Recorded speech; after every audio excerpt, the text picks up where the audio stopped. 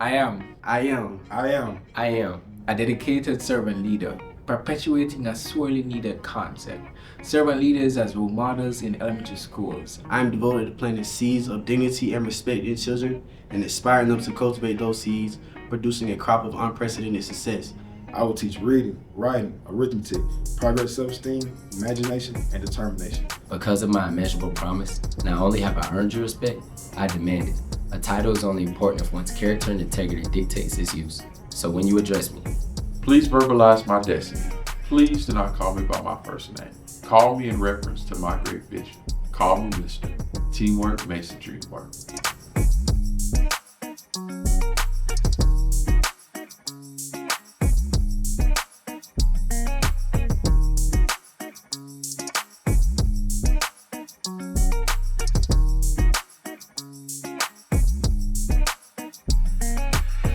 We're gonna do something different with our meeting today.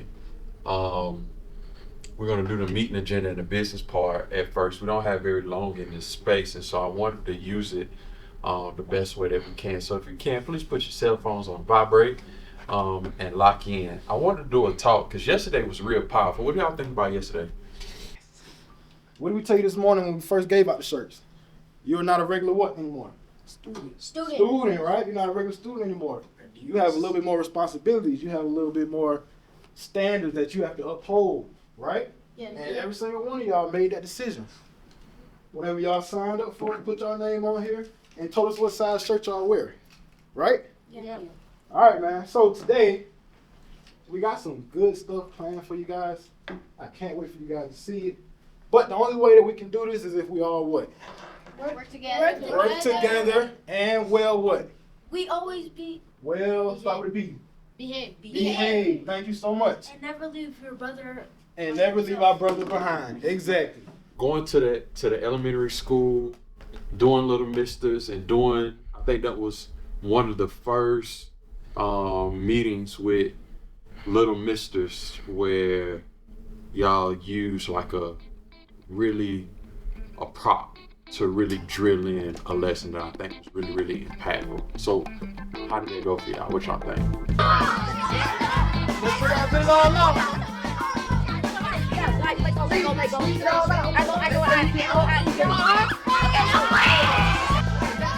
you can hear my voice clap once. You can hear my voice clap twice. You can hear my voice clap 3 times. Yeah, are all groups done? Yeah. Y'all ready for the second part of the challenge? Yeah. All right, because y'all did good with that first one now. I ain't lying. Let me see one of these. Golly, boy, you can't do nothing with that. Busted the cap. Hey, No, we told y'all to take the cap off. Y'all. Okay, second part, part 2 of the challenge. 2 minutes. Just Put all the toothpaste back in the tube. Wait, what? Hold on, before we start. That's a trick question. Hold on. Check up. Hey, if you can hear my voice, clap once. There we go. Track the speaker. So listen to this. So now when we say that we want you to put it back in there, I'm gonna pass out a spoon to each group. And I want you guys to really try your best to get this toothpaste back into that bottle. It's important. It's a challenge, you feel me? Challenge. And I think, hey, do we think it can be done? No. Can't isn't in our vocabulary. Let's try it. Let's try it. No, you can't go back in. 30 seconds. 30 seconds. We're done. What about all this toothpaste right here? Y'all done did the little trick where you spread the peas all across the plate. Tell your mama you done eat.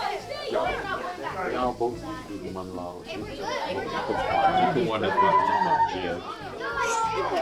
Y'all got it. Time. I got a question for you guys. Was this fun? Yeah. Super fun, right? But you gotta know that me and Mr. B had a purpose in doing this, right? Yeah. So wasn't it so easy to squeeze it out the tube? Yeah. Right? But it's hard to put it back in the tube. But it's hard to put it back in the tube, right? Hey, Tell you the mistakes you did, you can't fix it. oh, that's great. Okay. What I was gonna say is telling you how many of us have friends that we talk to every day and sometimes we say not so nice things. Be honest. I can be honest. I sometimes say some not so nice things to my friends as well. And I want you, when you think about saying not so nice things, It's as easy as squeezing the toothpaste out of the tube, right? It's easy to do that. Easy to squeeze it out, right? But you can never put, how hard was it to put that toothpaste back in? Very hard. What does that show you?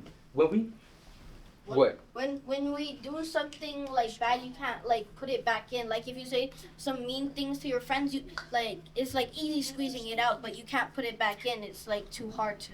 Okay, I'm glad you said that. Words for sure. So this is what I want you guys to see this as. This plate right here. This plate is another person. This tube, this is your mouth. All the toothpaste out here, these are the words that you said. Now, everybody's heard of apologizing, right? Yes. So let's say that the spoon was the apology, and we were able to get some of the toothpaste back in. But will this plate ever look the same? No. No, right? Because the damage is already done. The toothpaste is already on it, right? Yeah. So, like Mr. P was saying, we have to be very mindful of everything we do, everything we say, because once you put something out into the air, you can't take it back. So we all need to be like this toothpaste as we continue on throughout this week, throughout the rest of the semester. We have to be mindful. Whenever you're brushing your teeth, how much toothpaste do you use? Just enough, right? Just enough, right? Just seeing all the kids, the excitement whenever we was passing out the shirts early in the morning, and then just being able to give them a piece of knowledge that is sticking with them. Like it's not something that they forgot. As soon as we were done teaching it, it's something that they remembered, and hopefully they'll take it on through life with them. So I think yesterday was great. Y'all know Mr. P coach football? Yeah. All right, so Mr. P like to do something called the huddle. Bring it in. Hold It's the quarterback. Don't hit the quarterback. Please don't hit my quarterback. Don't hit the quarterback. All right, y'all. I gotta tell y'all something now. That was a cool activity, right? Yeah. Yeah. And it relates to all of us, right? Yeah. I'm gonna tell you about a time that I did something, right? And I couldn't get my actions back, okay? Yeah. There was a time, and I made up for my mistakes now, right? But there was somebody new to my brotherhood, right? The brotherhood that I'm in. There was somebody that got newly added to it, right? And sometimes, you know, when you get a new student to the school, you kind of want to be like, man, I don't know this guy, right? Like, who is this? Let's like an easy target almost, right? Like we've all been through that, right? Because they don't know anything, they're new.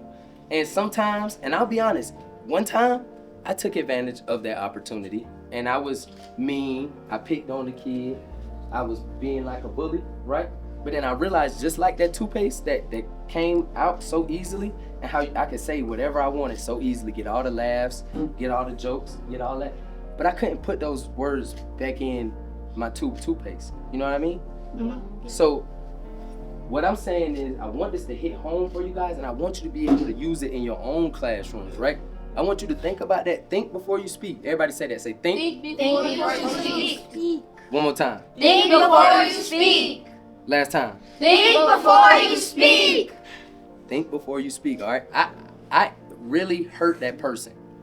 And I had to apologize and build that bond back because of my mistakes, right?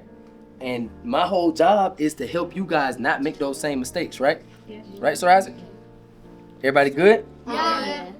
I'm gonna go around the room. I wanna hear what you learned about today, and don't repeat the same thing somebody else said, okay? Put it in some different words. I wanna hear what you learned today and one takeaway, okay? This taught me how like one time I was bullying someone, and then when I tried to say sorry, it didn't accept it. Right. So, yes. Just gotta be careful. But look, do you know what's the best thing about life? Can we go back and change yesterday? No. Guess what we can change though? Tomorrow. And guess what else we can have an impact on? Today. Absolutely.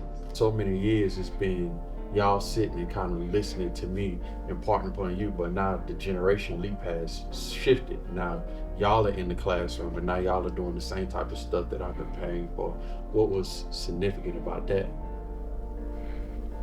Just like kind of how you said, it all came full circle. Like it's not like I was nervous when I got there, because I've been stopped getting nervous around kids, but like running the actual mentoring program, this is my first time actually having to do that myself. So like just knowing that the work that I've been putting in is starting to pay off, that's probably one of the biggest successes I can say. Like, it really felt good for it all to come full circle around and just have you sitting in the back and just letting us run it. Like, that's the stuff you talk about with old misters like Sam and stuff like that. So just to be in that position now, it's just a good feeling. All right, let's do it. Let's get it. Bring it in. If nobody told you today, Sir Isaac, you know what I'm about to say?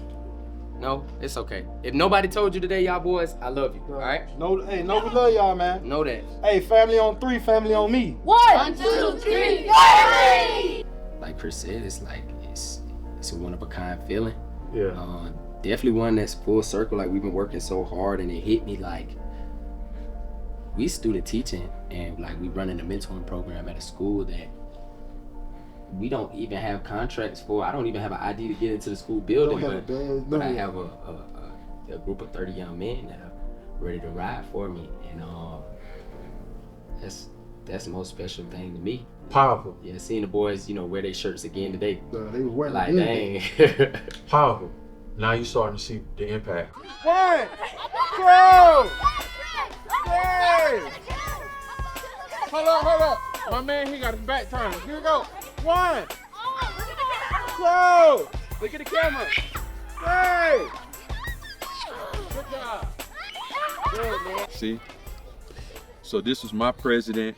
This is my president and the vice president of my little Mrs. program back.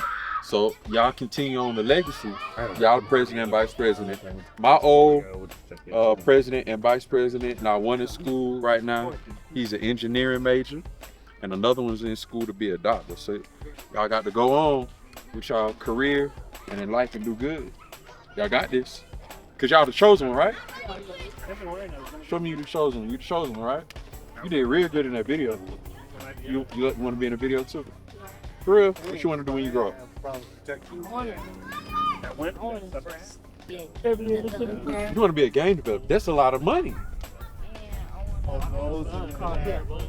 to be a what? Oh, you? I can't wait to be there. I want to come to your graduation then. You can do that. That's what's up. What you want to be?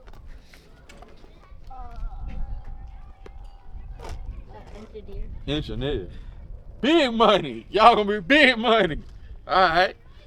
Y'all want to do an interview today? Yeah. All right. Interview. Yeah. We're on the interview time. Yeah. Cause y'all big time. Y'all big time. All right. Come on, guys. Little MiSTER is a mentoring program that is set to work with the 4th grade boys here at Green Valley Elementary School, and we just want to be that role model and inspiration for them in their life that they might not have, or they might have and just may need a little bit of extra love. MiSTER stands for Mentors Instructing Students Towards Effective Role Models. So there are little MiSTERs. So the same expectation that we kind of have for ourselves in the classroom with being, above and beyond and being the best, we have that same expectation for them as students to go above and beyond and be the best, because they're not just regular students anymore, they're little MiSTERs. Right, so what do you think about that? It's fun. It's really nothing much to say. But you learned a lot today. You didn't learn just by watching, you learned by doing. What's that mean for you? That they really care about us.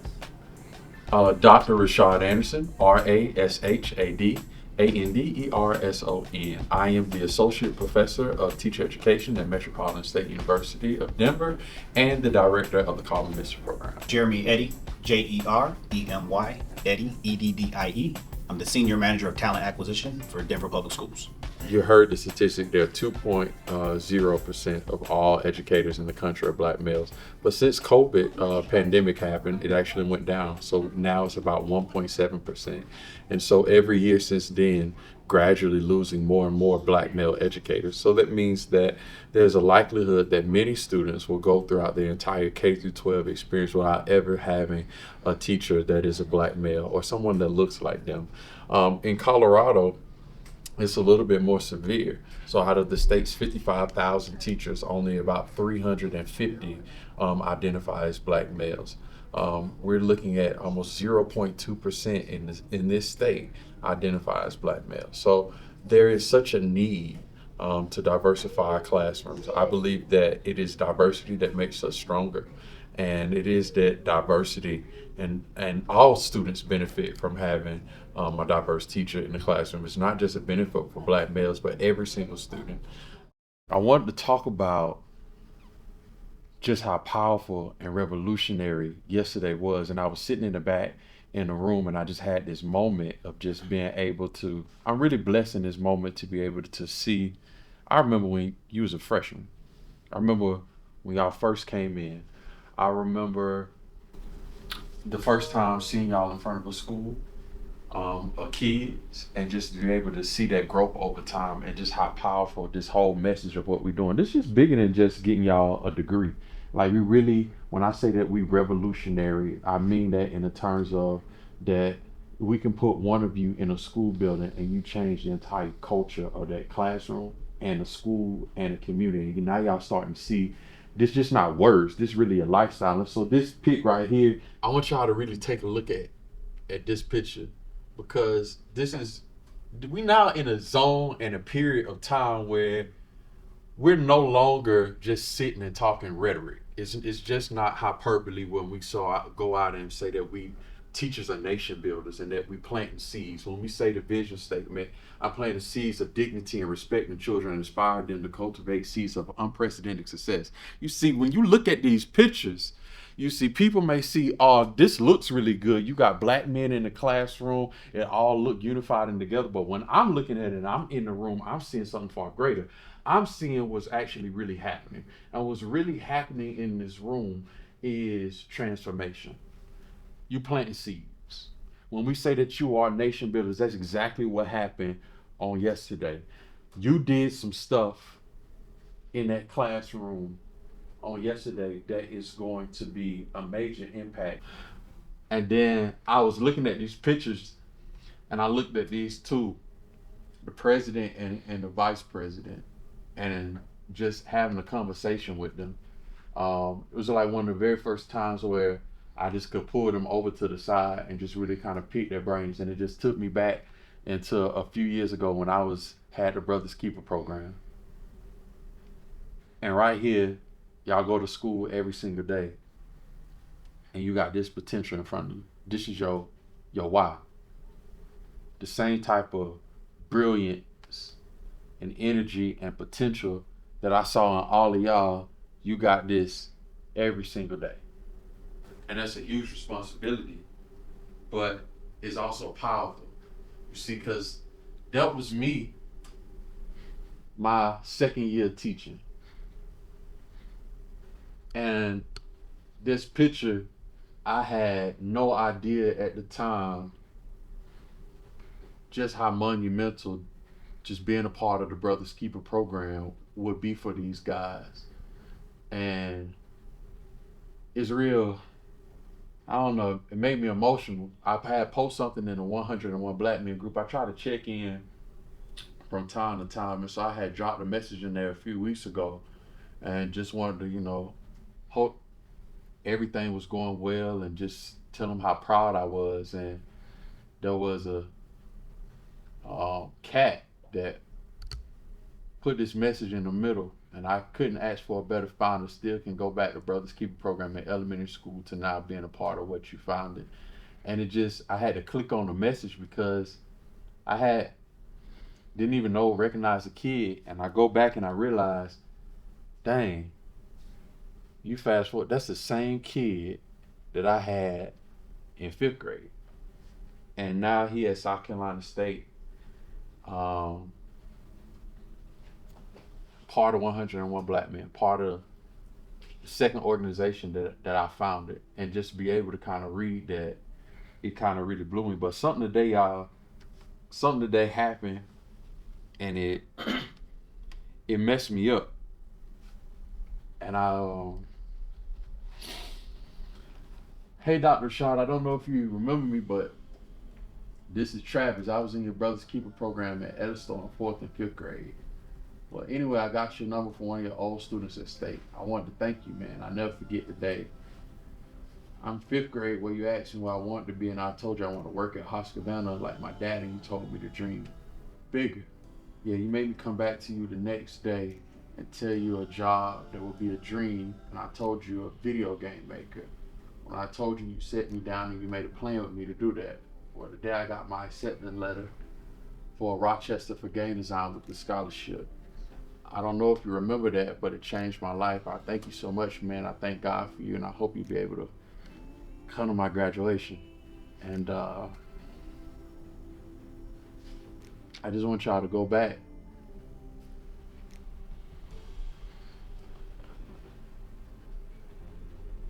Cause I ain't talked to that kid since he was in 5th grade. I want you to go back. Cause just like almost a decade later, man, I was doing the same thing that y'all doing now. Putting together lessons, getting guys on field trips, getting them bow ties and dressing them up, not really realizing the impact that we having and thinking that something so small, they're gonna forget about it in a month. It ain't gonna have much impact. And I'm like living testimony to tell you that when you plant seeds, it may not be immediate in a year.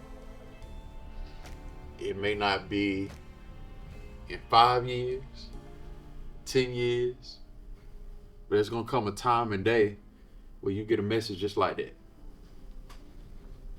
And you'll get a message like that, and it's just gonna make you pull over on the side of the road and you're gonna tear up because you're gonna realize something that you did 10 years ago, something that you said 10 years ago that you was thinking, you just sitting there and just doing it, changed the entire trajectory of the kid life. And it's real.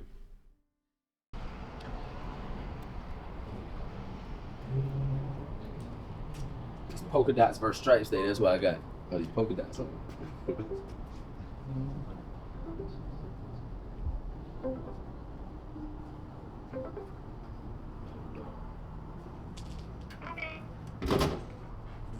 First stripes day. With little hearts on the side too. Hmm. Oh. Pretty stylish, huh? So here. You guys are famous. No, not at all.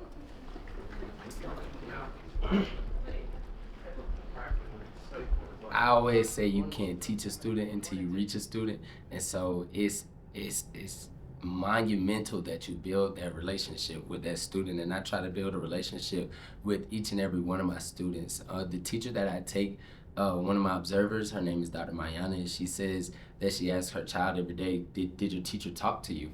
And so that's one thing I try to take into the classroom every day. I want to talk to each and every student and build that relationship with them so I can truly understand, what makes them click, what's going to make them smile, what makes them happy, and then take that information and incorporate that into my lessons. Oh, so you can say, like, from Zoe's point of view, you can say, I'm writing this note to pass to Alex. I'm so scared that Mr. Howard might see me. I'm going to crumple it up and drop it in front of them. Hey, did you guys hear how Adom said from paragraph 2? Did you hear how Adom quoted the paragraph? Yeah. And then did you see how she kind of gave her own analysis of it? That was amazing. Let's give Zoe 2 claps and a Ric Flair. No. Adom, I'm sorry. We were talking about Zoe in the paragraph. Let's give Adom 2 claps and a Ric Flair on 3. 1, 2, 3. Good job. Zoe, let's hear your detail. I'm sorry, Zoe. It's too many Zoes. This program has taught me not only firsthand, but also shown me through many, we have Mr. Magic nights in some of our meetings that just show you how to take a lesson to the next level and take it beyond just what the curriculum says. Okay, so when I'm taking a test, right, and I told you Mr. P has to take these tests to become a teacher, right? It's things called test-taking strategies, right? And I just think to myself, we're on our 4th question, right? Where have we gotten every answer so far? Paragraph 6, right? So paragraph 6 has to be something important for us, right? Yes. So does that mean we can go ahead and take off 2 answer choices? Yes. Which 2 answer choices can we take off? A. Go ahead and cross them out. Great job. Great job. No way y'all scared of C-Max. Y'all sound good. Y'all sound like y'all ready. Give you C-Mass tomorrow. No, thank you. So we crossed out A and C. A and B. Crossed out A and B. And you know what else? You know what else I think about when I take tests? There's a word on C, right? And it says intergalactic. Who knows what intergalactic means? Two people in the class know what intergalactic means? So should we be choosing that anyway? Should you choose something you don't know the meaning of? No. So can we cross out another answer choice? So what answer do we get to? Just off of test-taking strategies, right? Good job, guys. We call it MiSTER Magic, and that's definitely something that you learn throughout your MiSTER process, your 4 years in this program. You guys did great. Do we feel better about C-Mass now? Yeah. Stronger about C-Mass now? Will we let this piece of paper scare us? Way to go. Way to go. Good job, everybody. 2 claps and a Ric Flair. 1, 2, 3. That was great, guys. Good job. I would say that everything that we do in the classroom, us misters, it's already in us, but throughout this program is where we get the confidence and the actual intelligence on how to use it. So I would say the teaching style that we use, we always learn early on that you can't teach a student unless you reach a student. So we're really big on relationships whenever we come into the classroom. And you know, being a student teacher is a little bit easier to start off in the back of the class and kind of make your way around, figure out the kids, because you're not up front teaching every day. So by the time we get to month 2 in the student teaching and it's my turn to take over, I've built relationships with these kids so well that whenever it's time for me to teach, they feel comfortable answering a question, raising their hand. Okay, and I'm not saying that you're wrong, but it says that part B has to line up with part A. And in part A, we already agreed that he trusted in the master's reputation of training Leonardo. Now, why would he trust in Leonardo? Because Leonardo had one of the most successful workshops in the city. That's like if I wanted to be a soccer player. I would go to Cristiano Ronaldo's camp because he's the best soccer player of all time. W, Mr. B, I appreciate that. CR7 camp, I would go to the CR7 camp because I want to be the best soccer player. Right? But you're not going to be better now. You're right, you might not be, but wouldn't you trust CR7 rather than coming to my soccer camp?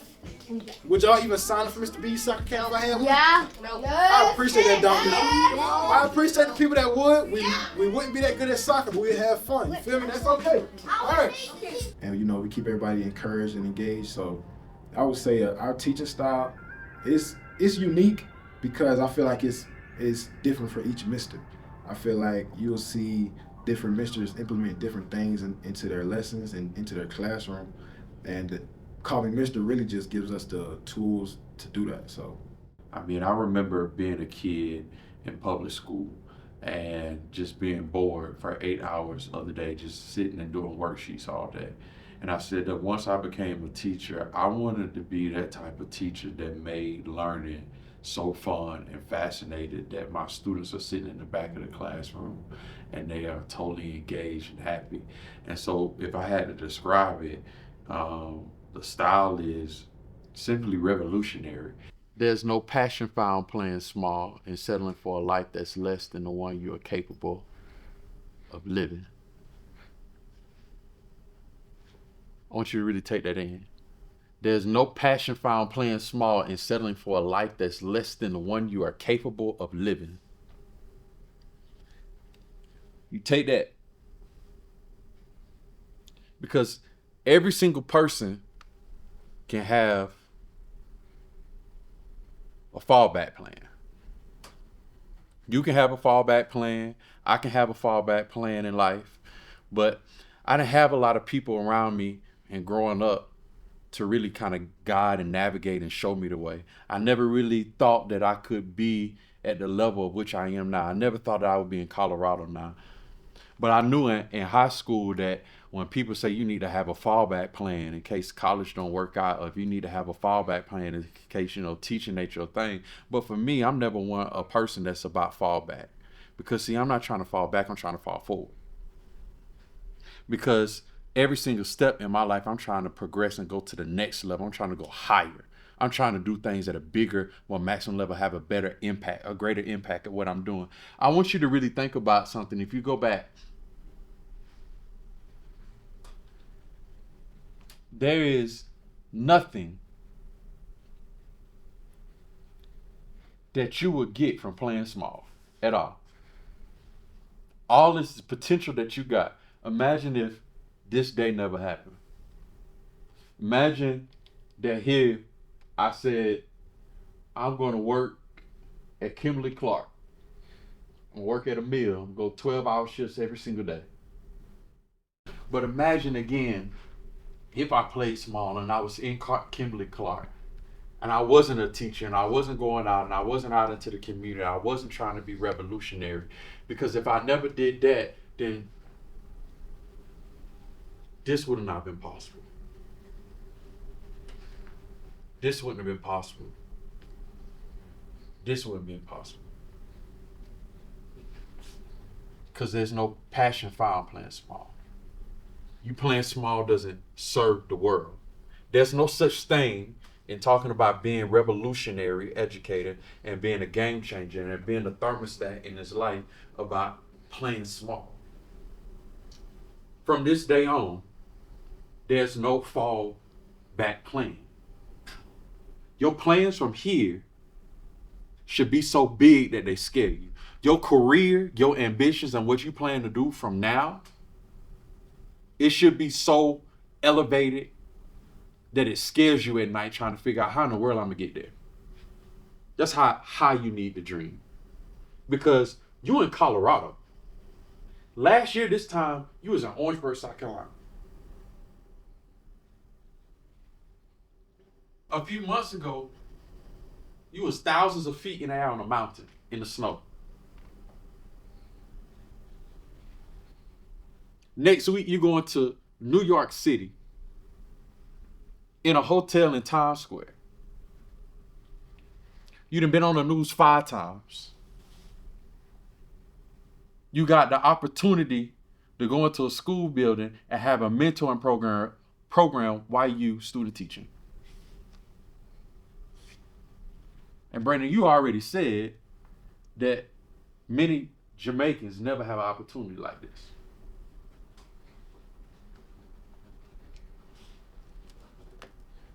Do you think that God brought you in this space right now in Denver Museum, in Denver, Colorado, for you to play small, for you to just sit, go to school, be average, have C's, get a degree, and that's it with life? There's no fallback plan. We only falling forward.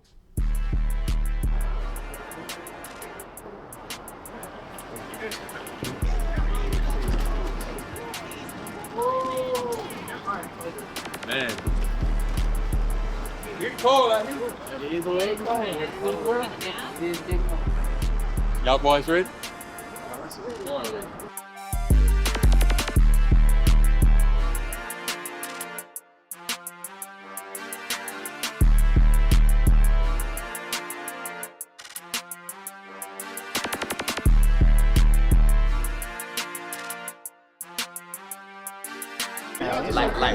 Like Rocky Balboa.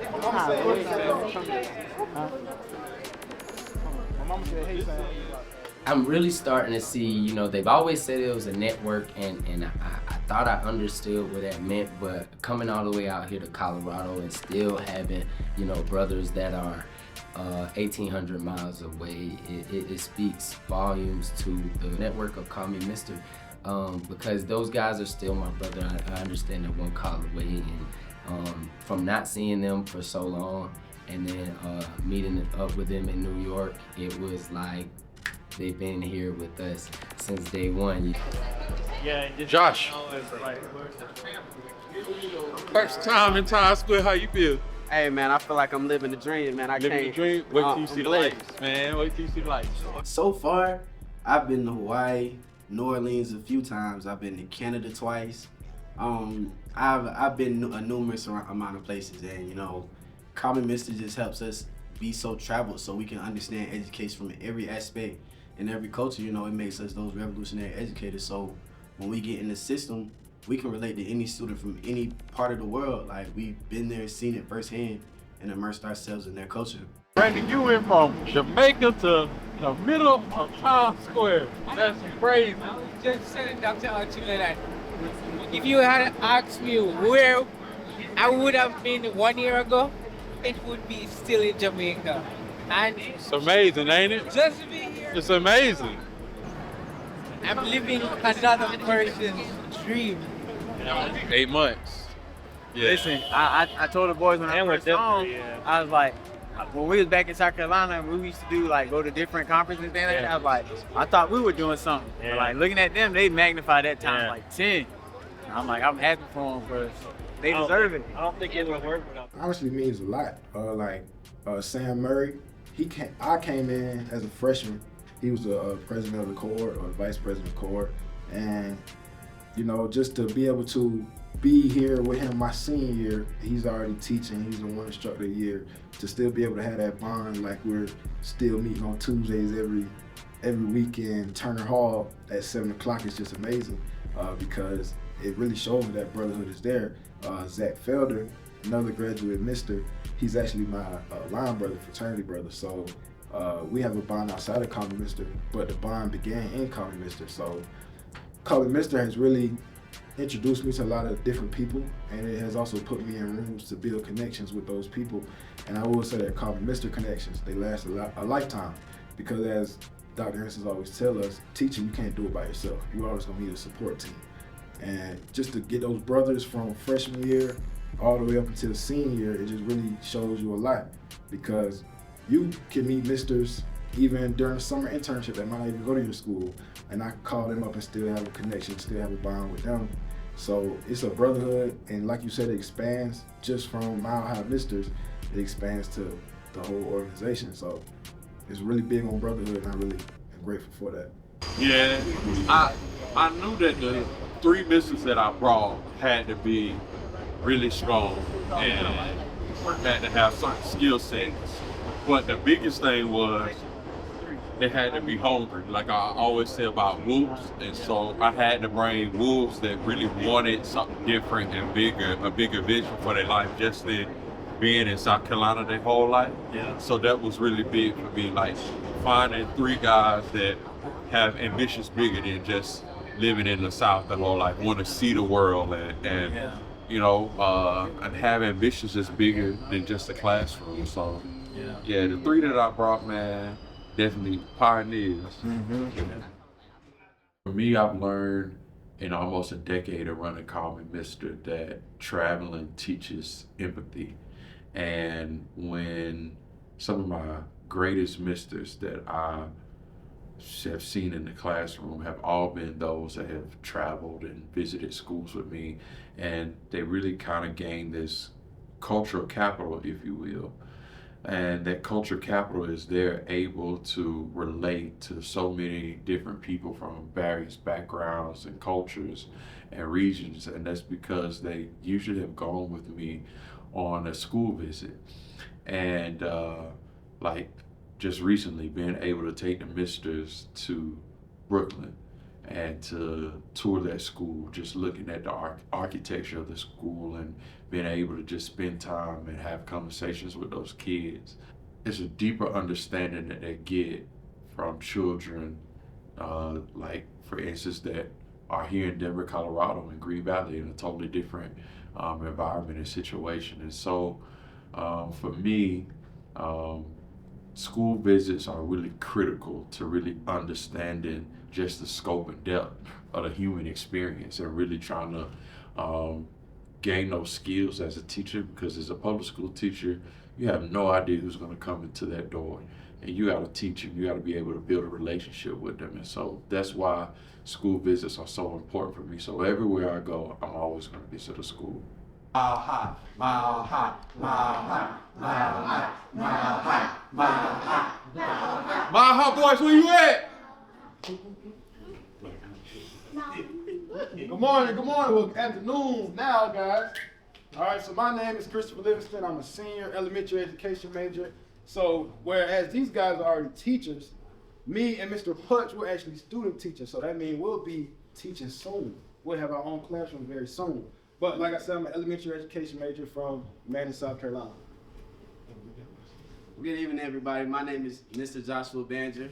I'm a secondary education major, so I want to teach 7th grade English, and I'm actually going to be student teaching next semester, same thing as these guys.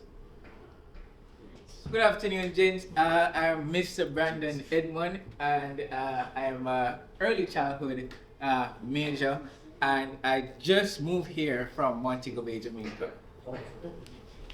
Good afternoon, everyone. I want to do something that I do with my class at Green Valley in the 5th grade. When I say just. Yeah, okay, but I need y'all to say it like you know what I'm saying. Say how you want to say it. So when I say just, and y'all finish it off. Just give me my money, okay? You about to do it too? Come on, no, come on. Let me hear it now. No, let's do it now. Just. Give me my money. Yeah, that made me feel back home. So my name is Jordan Putch. I'm a senior elementary education major. I currently student teach at Green Valley Elementary School. I work with 5th graders, and I serve as the president for the My High MiSTER cohort. Yep, President Barack Obama. Raise your hand if you ever got in trouble for doing something that you didn't think was that bad. Raise your hand if you ever got in trouble for moving around the class too much. Raise your hand if you ever got in trouble for talking too much. So, all of those are things that Mr. P got in trouble for as a kid, and it wasn't until I got to college that I saw that those aren't bad things. Moving around the classroom, that isn't a bad thing. You talk a lot, that isn't a bad thing. I wanted to be the teacher that I never had, and I see that those can be good things. I let my class get up, move all the time. Let my class talk to each other all the time. So I wanted to be a different teacher and make the classroom really, really fun. Do y'all have fun in the classroom? Yeah. Good, that's how it's supposed to be. So one thing we want to do really quickly, yeah, we are teachers and inspiring teachers, but we in a new city, we in a new place, we in Brooklyn. So it's time for y'all to teach us about Brooklyn. So we're gonna play a quick little game. It's called I Love Brooklyn. So I want you to think about, I'm gonna give you like 10 seconds to think. Like what makes Brooklyn so special? Like why do you love Brooklyn? Like what's some of your favorite things to do? I'm gonna give you 10 seconds to think first. I know you got your idea ready, and I'm coming to you first, but let me give you 10 more seconds to think. All right, everybody just take 10 seconds to think. Just. Perfect. I wanted to make sure I had everybody attention so that we could pay attention to the person that's talking at the current moment, all right? So my man right here, what's your name again? Adrian, what's your favorite thing? And I'm gonna take one more person after Adrian. Who? Your community? What makes you, I'm glad you said that. What makes your community so special, man? As I was walking, I was looking at like the street art and things like that. What do you love about your community? It's special. What makes it special to you? That's where you live? That's what's up, man. And you wanna know something? You are a part of that community. You're gonna make the community better when you get old, and it's starting now. And take pride in your community. For sure. For sure. Nobody like the next. Oh, I like it. I like it. We're gonna leave you guys off with this. Everybody repeat after me. I know I can. Be what I wanna be. If I work hard at it. Hey, All right, we gotta end every huddle with a break now. Come on, let's get a break. Bring it in. Once you come in the huddle, we family now, okay? So we all family now, all right? Family on 3, family on me. 1, 2, 3. Anytime you're in New York, definitely connect with Dutch because we need more. I feel like trips like this just go to show like true meaning of just imagine. Like we can go in any school and make that impact and have that difference regardless of, you know, how, like that's our first time ever going into that school. We can still go in there and make an impact or plant a seed. So I feel like that's just, it goes on to speak the true monuments of the work that MiSTER does. Education system. You said something about you like MiSTER Magic, like, and it's a real thing. Like, you cannot recreate it it's just something that you have to go through the process of, and it's like, But once you have it, you have it. yeah. And it's like, you got it. it ain't nothing that you can't do, no room you can't step in.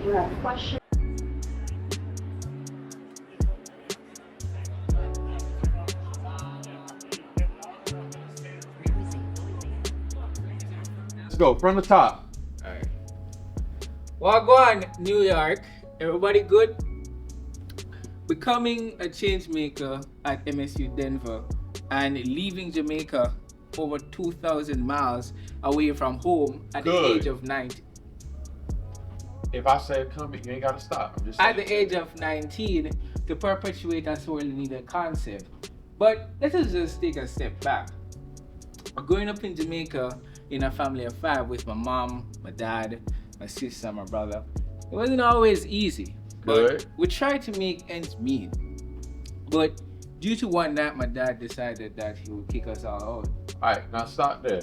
So that's much better. They went from amateur to a professional because you're making eye contact and you talking to people in the audience. But your problem is that you in one central area. What about over there? You gotta be mindful of that. Let's do it. Go. Getting used to the Call Me MiSTER program here, you know, coming from Jamaica, moving almost 2,000 miles away from my home at such a young age, joining the Call Me MiSTER program, it's definitely a lot of pressure, you know, being the youngest, because I know that I have persons around me that is going to teach me, you know, train to make sure that I'm the best at the end.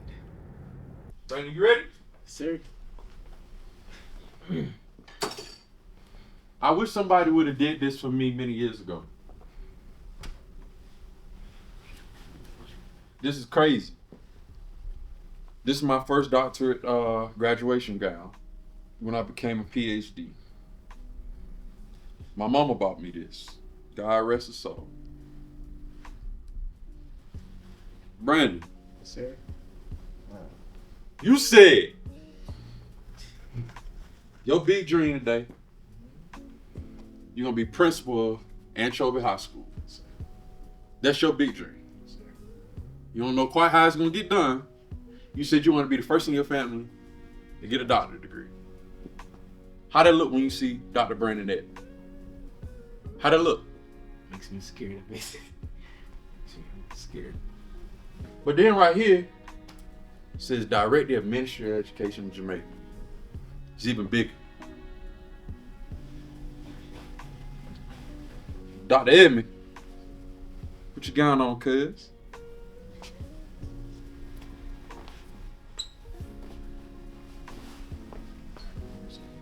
Oh.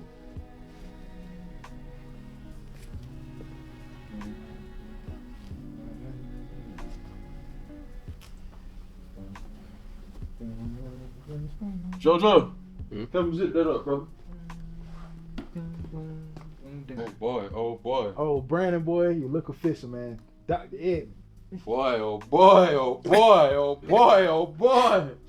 snap. It's that big moment. But this is what I want you to see, though. This is what I want y'all to see. Today can be just a dream. This can be just a moment, just a picture. This can be reality.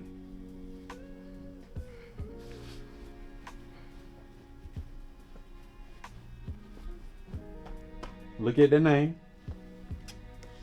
Look at them titles.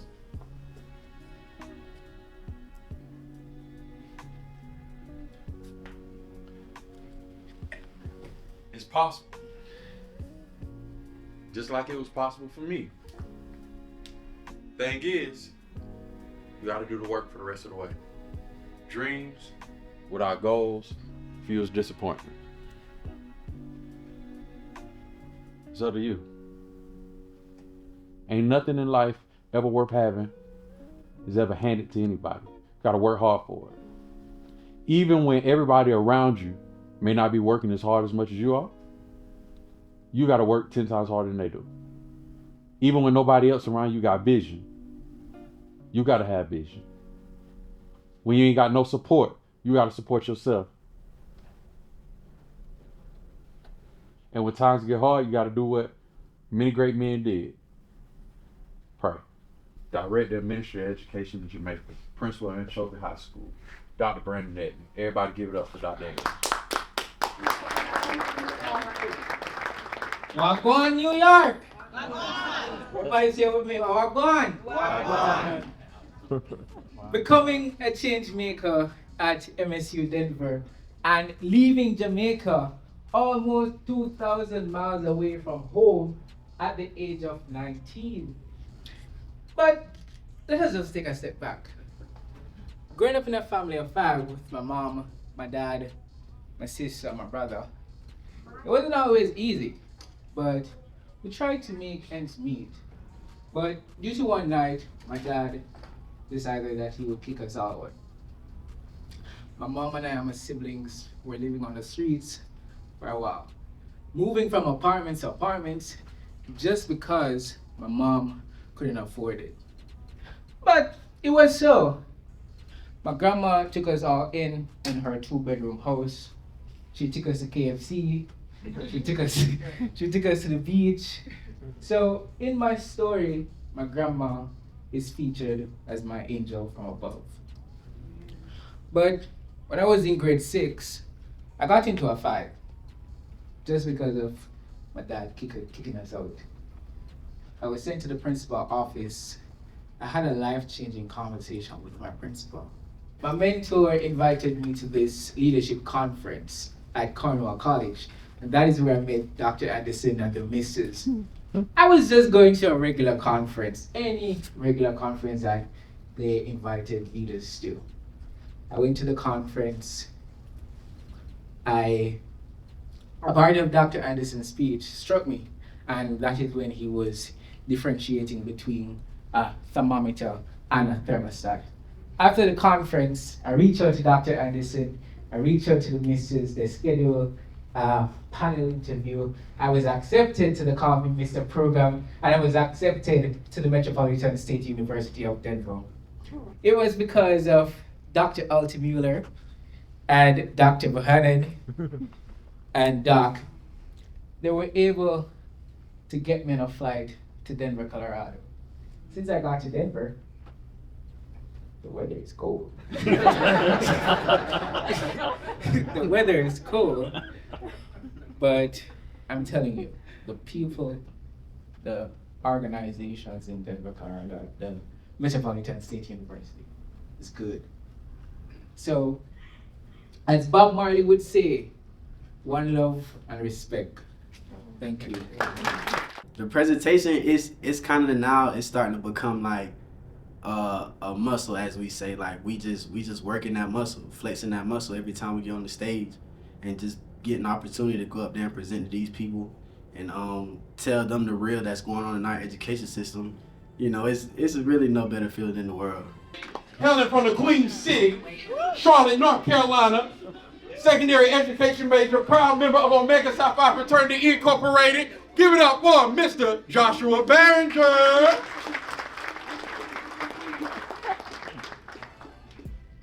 Good afternoon again, everyone. Now, in order to tell you guys my story, I had to start with the origin. So I'm from a small town, New Zion, South Carolina. You probably have never heard of it ever, but I come from a single parent household. You know, it's just me, my mom, my older sister, my younger brother, and my mom is a principal. So I always had certain disciplines on me my whole life. But in school, going throughout school, I was never the student that would talk out. I was kind of the sit in the back of the class, you know, not very interactive, not finding things is fun, and I didn't find school fun. And that left me wondering, what did I want to do with my life? You know, what direction, what path did I want to embark on? In my senior year in high school, you know, I came across the Call Me MiSTER program, and it's been one of the most transformative experiences of my life. And I've been all across to Hawaii. I've been to New Orleans a few times. You know, this picture in the middle is me and my nephew when I went back home for Thanksgiving to see my family after just moving to Denver, Colorado. And even here, this is our first school visit at Metropolitan State, and you can see that this is my first time meeting some of these students. And you can kind of see in the picture and tell the impact that we've had. But I was called to play a certain role in Call Me Mister. You know, I found what I love to do is create school assemblies. I like to entertain the students. And if you look up here, this is one of the first assemblies that we did on the right at my mother's school, because I felt like I had to go back and pay tribute to my community, give tribute to my mother, and show her what I could actually do after being away from home for so long. And me and Mr. Putch actually created another assembly, Mister's Wildin' Out, and that was a huge success, probably one of my most favorite assemblies ever. But Call Me Mister has taken me all over the world. Call Me Mister has given me opportunities that I can't deny is inspirational. And I just want to be an inspiration to everybody else's students and everybody else's kids. Like, you know, just be that light that all the kids need. Top Christopher Livingston, directors of district activities. No, this ain't.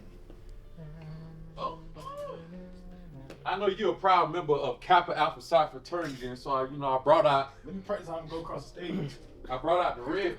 Livingston. Doctor. Hey.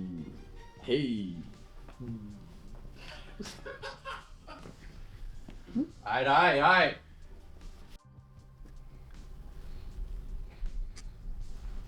All right, Livingston, turn around. Move so you guys should see. How'd it look when you see that?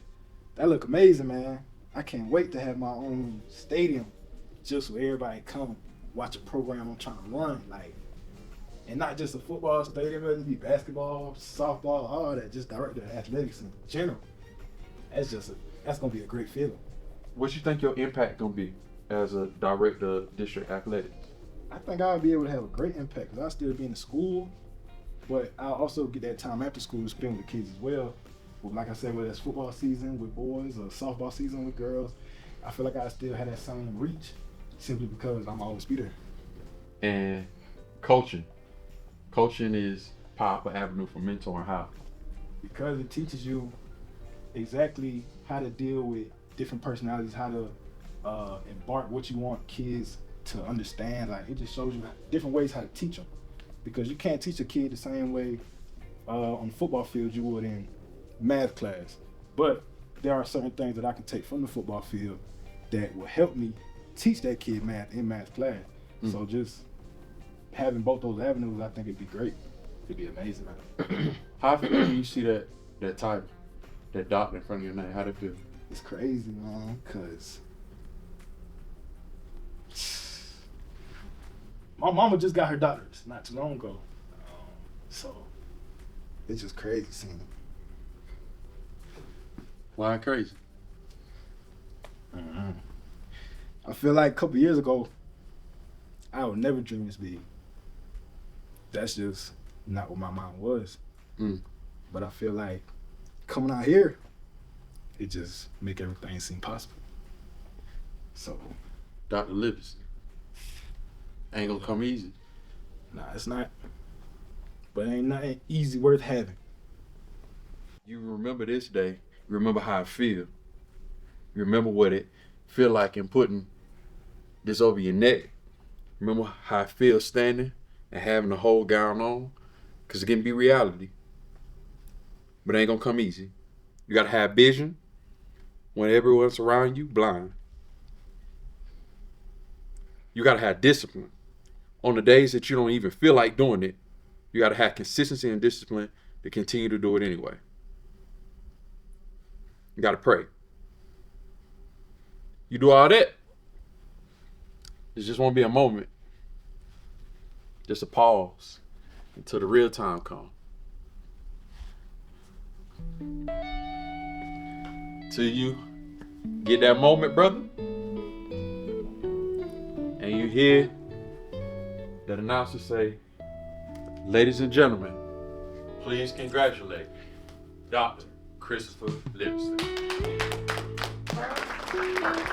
Thank you for the invitation back, Dr. Anderson. Now, I feel like Mr. Murray gave a phrase, and I feel like I'm going to use it because it's very important to me. He said that he didn't really change his life until he became fully immersed in Call Me Mister.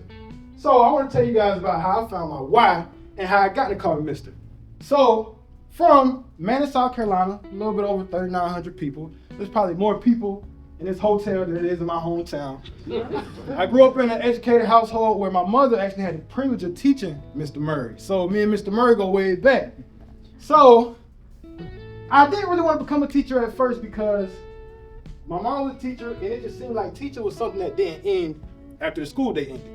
It seemed like she brought it home with her. She did it after school. She did it on the weekends. She did it during spring break. It was like, sheesh, when does teaching ever stop? It wasn't until high school I began to notice a trend of just how I was being treated differently simply because my mom worked in the education system. And that kind of struck me as something weird because I know that I have friends and I have homeboys back home right now that given the same opportunities that I had, they could be right in front of you as well. So right then and there, I felt like I had my calling. That's when I wanted to become a teacher. I was working with third grade and I met this kid. His name was Marcus. Me and Marcus hit it off. We had a great time. We were the best of friends. We were like this, front and back. You wouldn't see me without seeing Marcus. So as the summer went on, me and Marcus became closer. And I decided one day I was gonna go out there and see who picked him up. I wanted to talk to him, whoever picked him up. So I went out there and lo and behold, his grandma was picking him up. His grandma looked at me, she said, "Are you Mr. Livingston?" I said, "Yes, ma'am, I am." She said, "If you want my grandbaby, you can just have him. He always talk about you. He loves you, this and that." I'm like, "I love him too." She told me, she said, "He has a picture of you and him hanging up on his wall." And that meant a lot to me because I had that same picture in my car to this day. The next thing she told me kind of threw me for a loop. She told me, she said, "I really appreciate everything that you're doing for him because he just recently lost his father in a car accident." Right then and there, I almost started crying right there in front of him because it just meant so much to me that he even saw me as a father figure, a big brother figure. Whole time, I thought I was just coming to school to be a teacher. But these kids saw something more in me. And I felt like ever since that point on, I found my why. I became fully immersed in calling me Mr. like Mr. Murray said.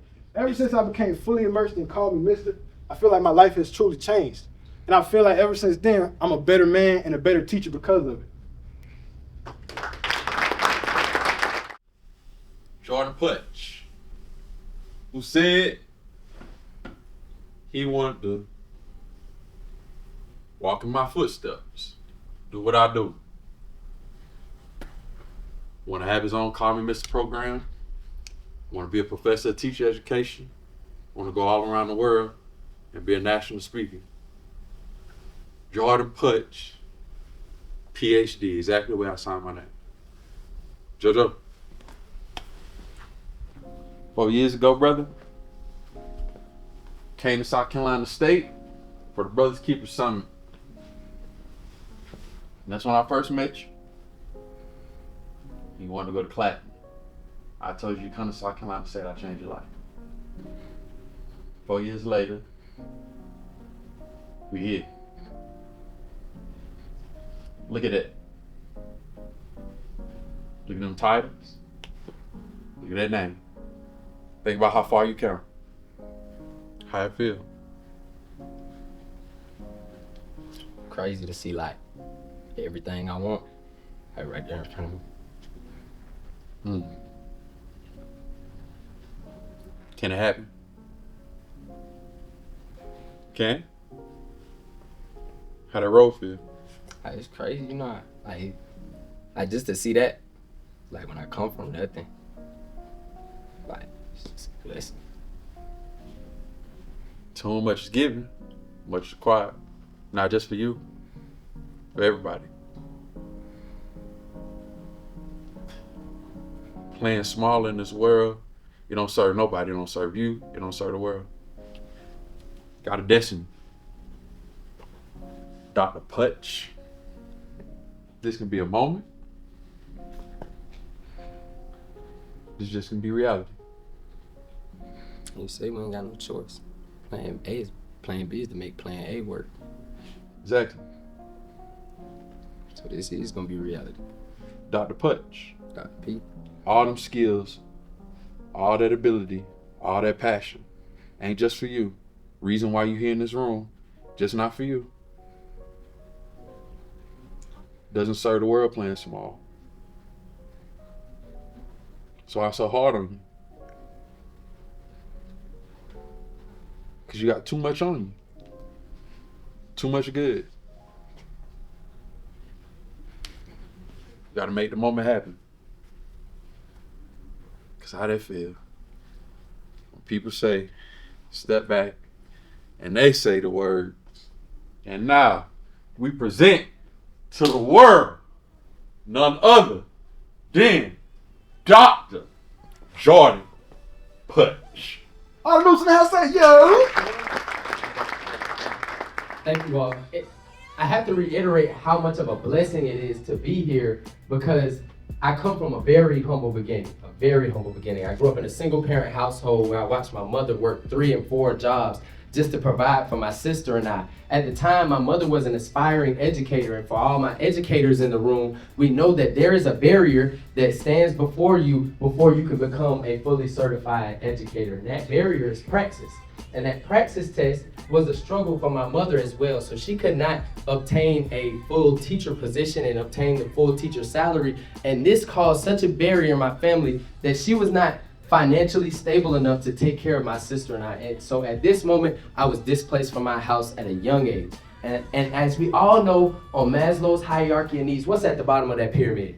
Love, belonging, shelter, right. And I was missing all those things. So Maslow may say a student like myself may not be able to self-actualize, but truly, I self-actualized in other things. Dr. Anderson says this all the time. He talks about a wolf mentality. I had that mentality growing up.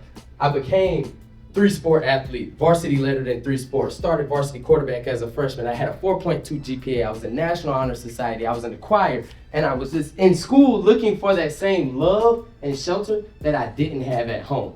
And at that moment, I had all the accolades, I had all the awards, I had everything, but I didn't know what I wanted to do with my life, but I knew I wanted to serve my community. I knew I wanted to change the poverty that I saw around me. And I went on a field trip to South Carolina State University where I met Dr. Anderson, and we had conversations, and I never heard somebody talk so eloquently and passionately about education. And it really inspired me going home. He told me that if I came to South Carolina State, that he would change my life. And I told him, I had to talk to my mom about it. Ever since arriving and at Denver, Colorado, it's been nothing less of everything I've imagined. 2,000 miles away from my mom and my dad and all my family, new to an environment. It's super cold. I had to find a why, and I asked myself, what is that why? And I found it. Like Chris said, we are student teaching at Green Valley Elementary School, and we're truly making an impact. And it's this note that I have from my student that sits on my refrigerator every morning that I read before I leave the house that says, "Dear Mr. P and Mr. B, thank y'all so much for being there for me when I was mad, sad, happy, calm, nervous. I want to thank you and say, y'all are going to be great teachers. I'm sure of it. Matter of fact, I know it. And you guys are so amazing. You are my 2 favorite heroes. I just wanted to say thank you." And that's my why every day. That's what keeps me going. The whole point of all of this is that you shouldn't have to go through all the trauma that I went through in order to get here. If I stand tall, it's because I stand on the shoulders of those who come before me. The reason why I'm able to sit here before is because I had a grandmother and I had a grandfather who were sharecroppers. And before them, their parents, slaves, who did all of their work so that when Rashad came into the world, he wouldn't have to go through all the stuff. My dad endured systemic racism in the South so that I didn't have to go through. And so now, here are my shoulders. This is the opportunity. All those dreams, what you need to do is you need to get you a notebook, get you on your tablet. And by, I would say, the end of the semester, this all sounds all good. All talking about dreams, it all look good. Dreams without goals are just dreams. It's time to work. It's time to write down 5-year plan, bump 5-year plan, 1-year plan, 6-month plan. Because this not gonna be easy. I promise you it's not gonna be easy. But it's doable. There's nothing that's listed up here without your reach. Dreams without goals are just dreams. That's all we're gonna do before we go into the gym. How'd y'all like it? That was good. Yeah. Needed to hear that. Good stuff. Well, I'm here today to tell you that I think that this moment isn't just by happenstance. I think that we were brought together in this room at this very moment for it to be a rain moment, because there's somebody sitting in the audience right now that's questioning whether or not that this is the profession for you. There's somebody sitting in the audience right now that got some frustration right now with the classroom. There's somebody that's conflicted with their purpose of who they are and who they're calling into the classroom. And I'm here today to just be just like that rainstorm and tell you. This is a moment of refreshment. This is a moment of re-energizing ourselves for our purpose and knowing our calling. That if not I, then who? That the work that we do is so important, that we are building this nation by working with the young people. The theme for Dream the Furthest is the future of African American education, and it's in this room. The future of African American education stands in your hands and what you do. You have the power, and what you do, the work that you do is so incredibly important. And so when you go into your individual spaces, go in there with a vigor, go in there with a confidence, because if not you, then who? And so I ask for you, everybody, stand up with me right now as we reaffirm our collective vigor to the classroom and building this nation. And all I ask, everybody, I just need you to wave your hand. Here we go. Get that vibe in. Because together, we're gonna build this nation up by one act that we do in the classroom, and together we're gonna unite and build a beautiful future for this country. Thank you for the time. This has been Call Me Mister. God bless you. Thank you so much. I come from a really humble beginning, and being a part of this program has completely changed my life, actually providing me with the opportunity to become that revolutionary educator, actually making my mom proud, my grandma, and my sister, and my brother. Once you buy into yourself and actually put your goals first and what matters first, I feel like that gives you the opportunity, and the people that are surrounding you, that gives them the opportunity to help you in any way they can, just learning and gaining knowledge each and every day and improving. We consider ourselves to be firefighters, doctors, because when everybody else turns away or they don't want to be there, we're stepping into the fire, we're stepping up the bat. And I just want people to get from this that we're working to change. It might not happen today, it might not happen tomorrow, but with the foundation we're building and the work that we're doing, change is gonna come eventually.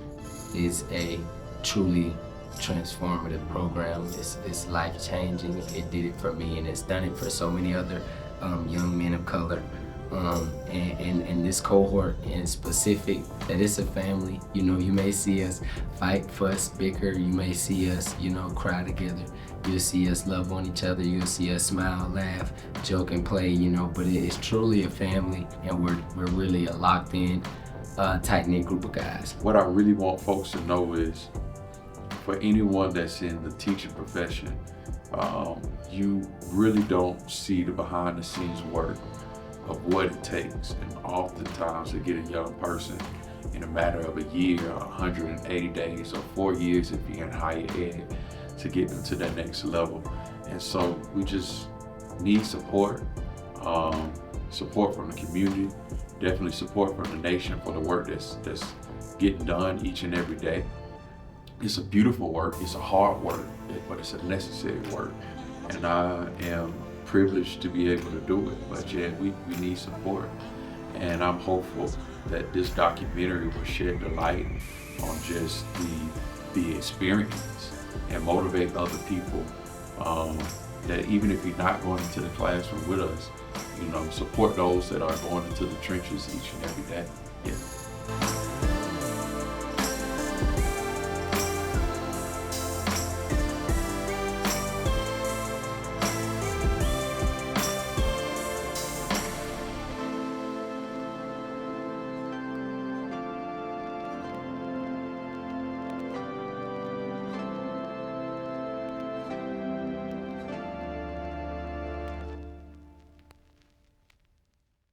I won't be before you too long. I just want to leave you with a little brief message. Take your time, Pastor. And I'm here to let you know that we are him. Okay? Our boys are in the building. We're going to set this thing off right. And it's going to be all right. All right. All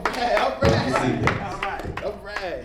Hey, now don't forget, now at the church we will have a short business meeting. We don't want to hold y'all up too long. It's on reception up. But before I forget, and how could I forget? I know y'all purses and y'all wallets just itching so much. We might as well go ahead and lighten the load that the Lord done blessed y'all with today. So as we do where I'm from, we're gonna have a couple young men walk around with some pans and buckets, and you know, I'll start the offering. $20. 20. Can somebody match me? $20. Okay, I got one right here. So anybody else? Two, $20. Lord, I just feel the spirit in here. Glory be to God. Hallelujah. Woo.